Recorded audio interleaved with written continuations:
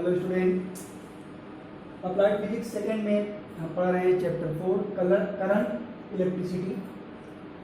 इसमें हमारा आज का टॉपिक है carry-poster bridge, slide wire bridge. इसके पहले हमने पढ़ा है व्हिटस्टोन ब्रिज और मीटर ब्रिज। जैसे हमने वहाँ पे देखा, ब्रिज के लिए संतुलन की अवस्था या संतुलन का प्रतिबंध क्या मिलता है, P/Q = R/S। ब्रिज से हम करते क्या है, यूज कहाँ कर रहे हैं, उसका जो भी ब्रिज हमने पढ़े वहाँ से हमने अननोन प्रतिरोध, अननोन रेजिस्टेंस फाइंड आउट किया, अज्ञात प्रतिरोध का मान निकाला उससे। तो हमारा आज का टॉपिक है कैरी-फोस्टर ब्रिज, जो व्हिटस्टोन ब्रिज के सिद्धांत पर आधारित एक यंत्र है, जिससे किन्हीं दो ऐसे प्रतिरोधों का मान ज्ञात करते हैं या उनकी तुलना करते हैं जिनके मान लगभग बराबर होते हैं, बहुत पास पास होते हैं। अगर इसको कंपेयर करते हैं मीटर ब्रिज के साथ, तो इसकी सुग्राह्यता, इसकी सेंसिटिविटी, एक्यूरेसी मीटर ब्रिज से काफ़ी ज़्यादा होती है। मीटर ब्रिज का जैसा फिगर हमने देखा था इसके पहले वाले लेक्चर में, मीटर ब्रिज में दो एल आकार की पत्तियां होती हैं और उनमें उसके बीच में एक समतल पत्ती लगी होती है जिसमें 3 संयोजक पेंच लगे हुए होते हैं। उसमें 1 मीटर का वायर लगा होता है, मैग्नेट का या कांस्टेंटन का, जिस पर हम जॉकी को स्लाइड करके, खिसकाकर, स्पर्श कराकर मीटर ब्रिज के संतुलन की अवस्था को प्राप्त करते हैं। जिस प्रतिरोध का मान ज्ञात करना होता था उसको दाएं गैप में लगाते थे, जो हमारे पास ज्ञात प्रतिरोध होता था या प्रतिरोध बॉक्स होता था उसको बाएं गैप में लगाते थे। तो अब बात करते हैं कैरी-फोस्टर ब्रिज की। तो कैरी-फोस्टर ब्रिज मीटर ब्रिज का ही संशोधित रूप है। जहां मीटर ब्रिज में 2 गैप होते थे, वहां पर इसमें 4 गैप होते हैं, जैसा आप चित्र से देख सकते हैं। एल आकार की 2 पत्तियां हैं। इन एल आकार की पत्तियों में 2 संयोजक पेंच लगे हुए हैं, एक नीचे की ओर, दूसरा ऊपर की ओर। इनके बीच में 3 और समतल तांबे की पत्तियां लगी हुई हैं, जिनमें 3-3 संयोजक पेंच लगे हुए हैं। अब कुल मिला के कितने गैप हो जाते हैं? 4। और हमारे जो ब्रिज था हमारा, उसमें हमें कितने प्रतिरोध मिले थे? 4 प्रतिरोध। तो जो 2 अंदर वाले गैप हैं उसमें हमें अनुपातिक प्रतिरोध मिल रहे हैं P और Q। तो अंदर वाले गैप में क्या लगाएंगे? P और Q, जिसे हम अनुपातिक प्रतिरोध कहते हैं। अब जो बायां गैप होगा उसमें हम लगाते हैं ज्ञात प्रतिरोध, नो रेजिस्टेंस R, और दाएं गैप में अज्ञात प्रतिरोध लगाते हैं S। ठीक है। यहां पर एक स्लाइड वायर लगा हुआ है, स्लाइड वायर।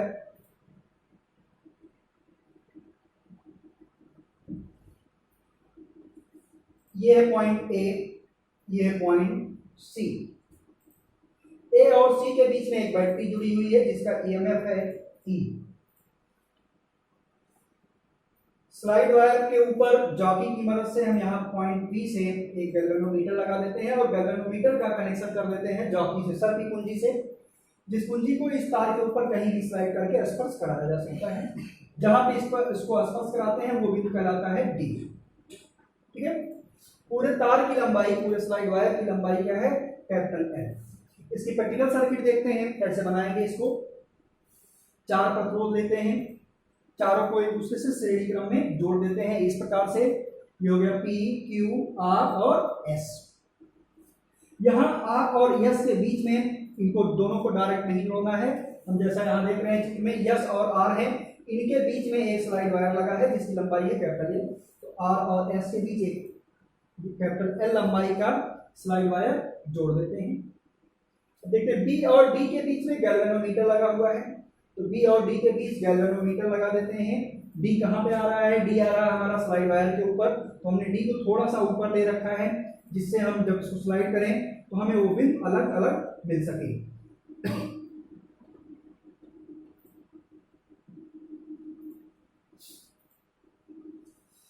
जब भी हमें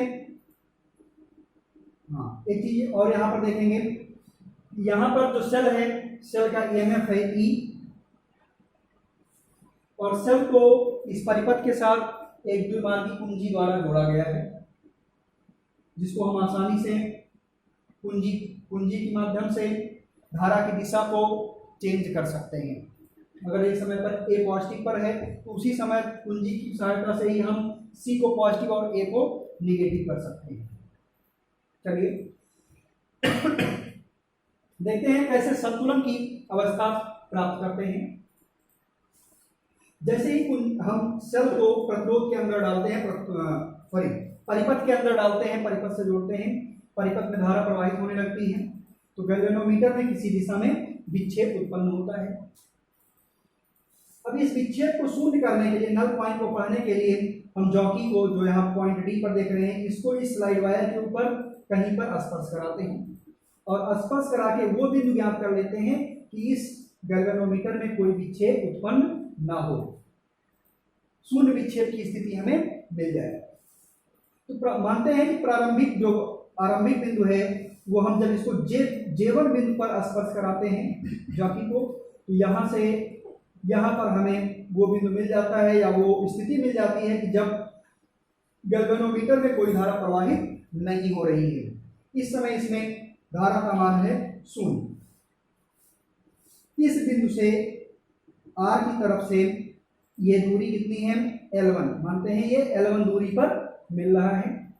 जब ये L1 दूरी पर मिल रहा है तो संतुलन का प्रतिबंध क्या है, स्थिति प्राप्त कर लेते हैं। संतुलन के प्रतिबंध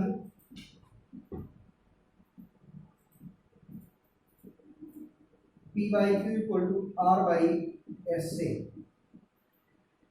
P/Q क्या होता है, अनुपातिक हो जाए, ये हो गया P/Q = R/S।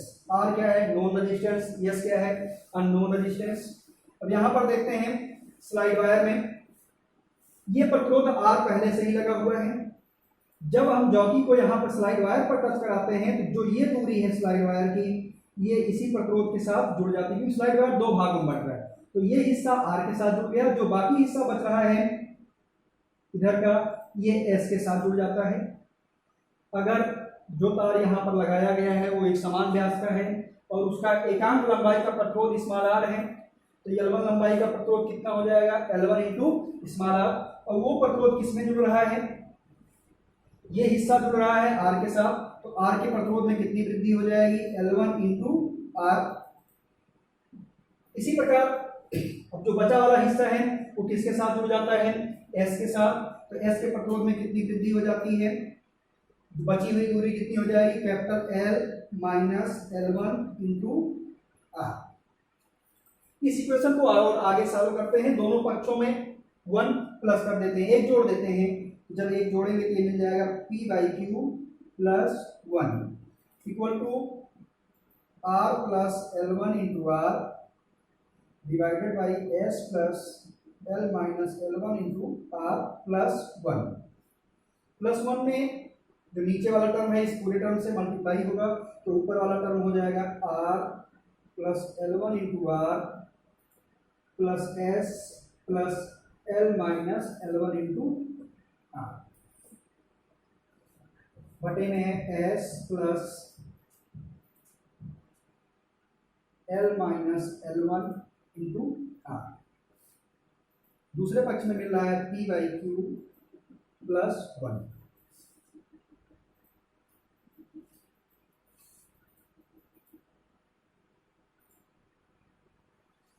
अगर ब्रैकेट खोलते हैं, R + L1R + S + LR - L1R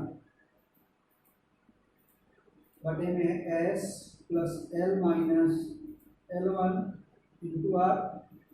L1R से L1R कैंसिल, यहाँ पे बच रहा है R + S + LR, नीचे बच रहा है S + L - L1 × R, दूसरी साइड में है P/Q + 1। इसको बना लेते हैं समीकरण 1। ये मिल गया हमें तब, ये इक्वेशन तब मिलता है जब संतुलन बिंदु कहाँ मिल रहा है, J1 पर। अब दूसरा संतुलन बिंदु प्राप्त करने के लिए क्या करते हैं, और आर और एस की स्थितियां आपस में बदल देते हैं। जब आर और एस की स्थिति बदल देते हैं तो दूसरा संतुलन बिंदु मिल जाएगा।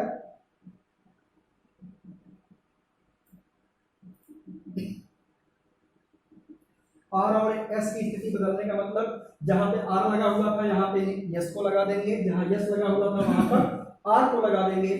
जब ये स्थिति हम बनाएंगे तो जो संतुलन बिंदु था वो भी बदल जाएगा। तो मानते हैं संतुलन बिंदु कहीं दूसरी जगह पर मिल रहा है और वो बिंदु है J2, जिसकी यहाँ इस तरफ से लंबाई है L2। अब ये ध्यान रखना है कि यहाँ पर इसकी जगह आ गया है S और यहाँ पे ये आ गया है R। तो अब संतुलन का प्रतिबंध क्या हो जाएगा, P/Q = S/R। जैसा इससे पहले किया गया था। अब S में कितने प्रतिरोध की वृद्धि हो रही है, कितनी दूरी पर मिल रहा है, L2 दूरी पर, और एकांक लंबाई का प्रतिरोध कितना है, स्मॉल r। नीचे कितनी वृद्धि हो रही है R में, R इस जगह पे है, तो L2 के बाद ये दूरी कितनी बची, ये हो गया L minus L2 into R। दोनों पक्षों में 1 प्लस करते हैं, +1 इधर और इधर भी +1 करते हैं, इधर डायरेक्ट कर दे रहे हैं हम, +R plus LR minus L2R बटे में है R plus L minus L2 into R। L2R से L2R कैंसिल आउट, बच रहा है S plus R plus LR बटे में है R plus L minus L2 into R। ये P/Q +1। ये हो गया समीकरण 2। समीकरण 1 में भी मिला P/Q +1 इक्वल टू दिस, समीकरण 2 में भी वही मिल रहा है P/Q +1 इक्वल टू दिस। दोनों अलग अलग अवस्थाएं हैं, दोनों को कंपेयर कर लेते हैं, दोनों की तुलना कर लेते हैं समीकरण 1 तथा 2 से। जब दोनों को कंपेयर करते हैं तो एक लेफ्ट हैंड साइड दोनों का इक्वल है तो राइट हैंड साइड भी इक्वल हो जाएगा। तो ये हो जाएगा R plus S plus LR upon S plus L minus L1 into R equal to S plus R plus LR R plus L minus L2 into R। देखते हैं दोनों साइड में R plus S plus LR, यहाँ पे भी मिल रहा है R plus S plus LR, दोनों तरफ के अंश बराबर हैं, ये कैंसिल आउट हो जाएंगे। यहाँ पे हो जाएगा 1 बटे इतना, यहाँ पे हो जाएगा 1 बटे R plus L minus L2 upon R। दोनों को उलट देते हैं तो ये हो जाएगा S plus L minus L1 into R equal to R plus L minus L2 upon R।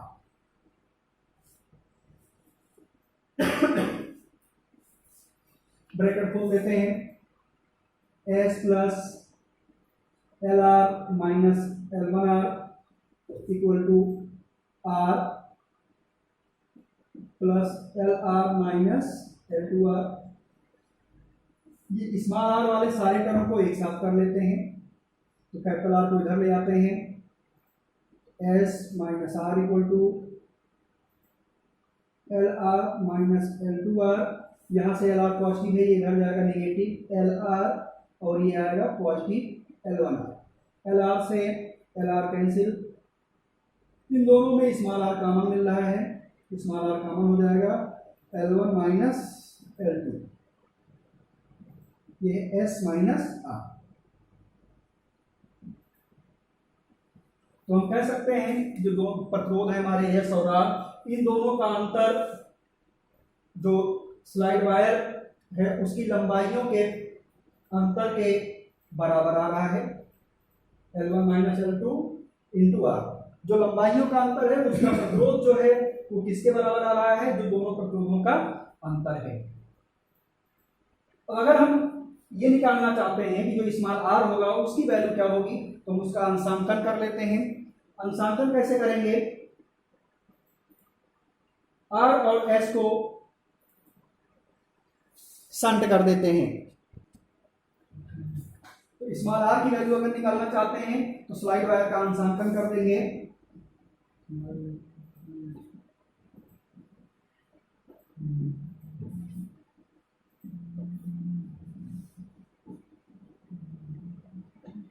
अंशांकन कैसे करेंगे, कैलिब्रेशन कैसे करेंगे इसका, आर और एस जो ज्ञात और अज्ञात प्रतिरोध है इसको किसी ज्ञात प्रतिरोध की सहायता से शंट कर देते हैं।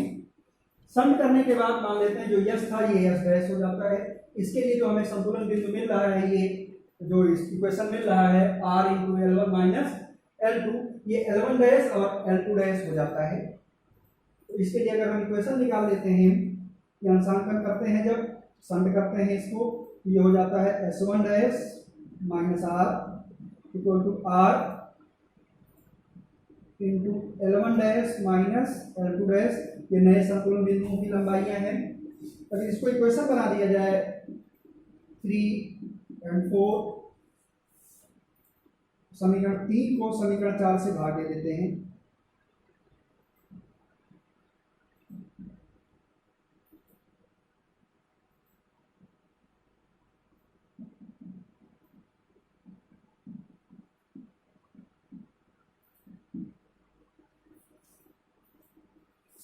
भाग देने पर क्या मिल जाएगा, S minus R upon S dash minus R equal to R L1 minus L2 upon R L1 dash minus L2। R से आर कैंसिल आउट हो जाता है, क्रॉस मल्टीप्लाई कर देते हैं। क्रॉस मल्टीप्लाई करके इसको सॉल्व कर लेते हैं तो हमें वैल्यू मिलती है इसकी r equal to s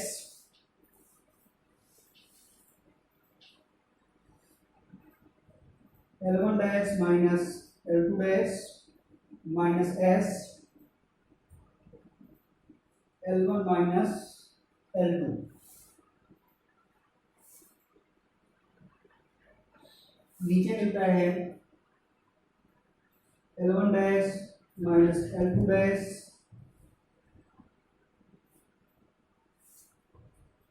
minus L1 plus L2।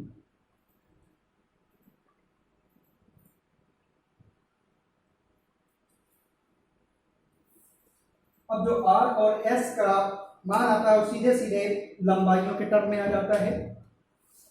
यहां पर स्मॉल r नहीं आ रहा है, मतलब जो एकांक लंबाई का प्रतिरोध था स्लाइड वायर का वो दूर हो जाता है, और जो भी लंबाई आती है उसके टर्म में सीधे R और S का मान निकाल सकते हैं।